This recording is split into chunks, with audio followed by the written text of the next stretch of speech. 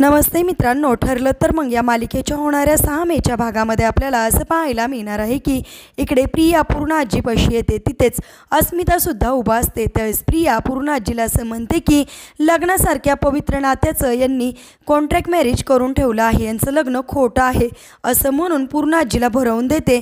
त्याच वेळेस पूर्ण आजी सायलीवर चिडते आणि पूर्ण आजी सायलीचा हात धरते आणि तिला मंदिराच्या जवळ नेते आणि देवीसमोर उभा करून तिला असं म्हणते की खा देवीची शपथ आणि सांग तुमचं लग्न खोटं आहे की खरं आहे.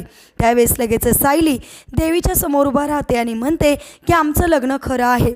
त्यानंतर पूर्ण आजी असंही म्हणते की खा देवीची शपथ आणि सांग तुझं अर्जुनवर प्रेम आहे की नाही.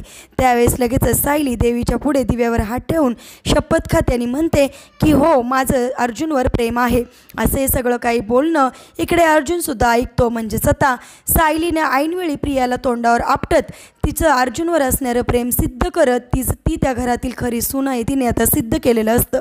असेच मालिकेच्या पुढील अपडेटसाठी तुम्ही आपल्या रंजक मराठी चॅनेलला नक्की सबस्क्राईब करा. थँक्यू.